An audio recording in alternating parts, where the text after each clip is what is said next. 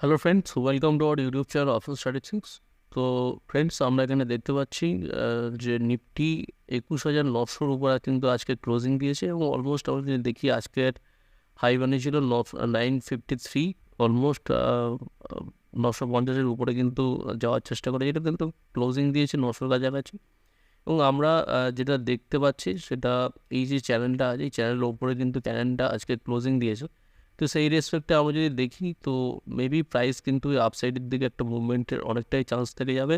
এবং আওয়ারলিতে আমরা যদি দেখে থাকি তো আওয়ারলিতে কিন্তু একটা ওই যে চ্যানেলটা কিন্তু ব্রেকআউট আমরা দেখতে পাবো, ঠিক আছে।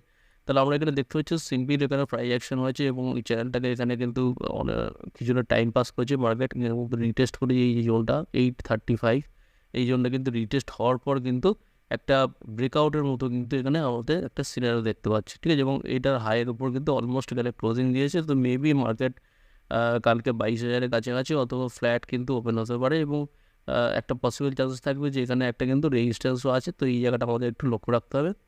অ্যান্ড আপাতত আমরা যদি দেখি কিন্তু অলমোস্ট একটা 200 পয়েন্টের কিন্তু একটা আপসাইড একটা রেঞ্জ আমরা এখানে পেতে পারি 22,150 পর্যন্ত। এবং দেন ফার্দার প্রাইস অ্যাকশনে এটা ব্রেকআউট হলে দেন আমরা একটা মুভমেন্ট পাবো 22,400 পর্যন্ত, ঠিক আছে।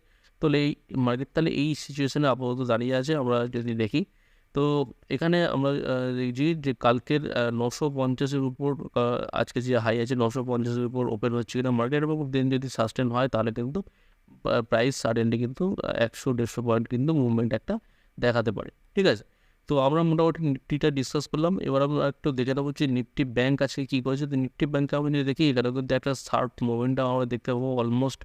আমরা যদি দেখি 14 তারিখ থেকে কিন্তু আজকের লাস্ট 2 ডেজ এই নিয়ে কিন্তু একটা শার্প মোমেন্টাম দেখা যাচ্ছে। এবং আমাদের কাছে যে জিনিসটা এখানে তো অবশ্যই একটা ব্রেকআউট আমরা যে কনসিডার করছি, এখানে একটা দারুণ ব্রেকআউট হয়েছে। এবং এই যে রেঞ্জ আছে, ঠিক আছে, তো 46,000-এর উপরে ক্লোজিং, তো এটা একটা আলটিমেট জিনিস। এবং 46,000 যে 108 ক্যানেলটা যেখান থেকে রিজেকশন এসেছিলো এই ক্যানেলের উপরে কিন্তু ক্লোজিং হয়েছে। তো মেবি মার্কেট 47,000-এর অলমোস্ট একটা অ্যাচিভ হওয়ার সম্ভাবনা থাকবে। এবং এরপরে এটা ব্রেকআউট হওয়ার পর 48,000 পর্যন্ত আমাদের অল টাইম হাই আছে।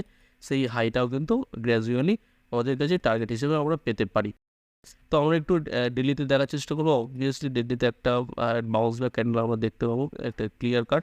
তো এইখানটা আমরা যদি দেখি তো এইখানটা কিছুটা মার্কেট এই যে 45,500-এর কাছে কিন্তু সাস্টেন করেছিল এবং তারপরে কিন্তু দারুণভাবে কিন্তু এখানে একটা ব্রেকআউট আমরা পাচ্ছি। তো ডেলিতেও ডেলি বেসিস যদি আমরা দেখি ডেলি বেসিসে কিন্তু একটা ক্লিয়ার ব্রেকআউট পাচ্ছি। এবং আজকে এই ক্যান্ডেলটা কিন্তু এই যে ব্রেকআউট ট্রেড লাইন ছিল এই ট্রেড লাইন কিন্তু রিটেস্টও হয়েছে। তো অলমোস্ট ওভারঅল কিন্তু নিফটি ব্যাংক নিফটি বোথ কেসে কিন্তু একটু বুলিশ মার্কেট আমরা দেখতে পেতে পারি আগামী দিনের ছিল, ঠিক আছে।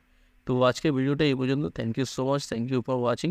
এবং আপনি যদি চ্যানেল নতুন হলে অবশ্যই চ্যানেলটিকে সাবস্ক্রাইব করে এবং বন্ধুদের সাথে শেয়ার করতে ভুলবেন না। Thank you.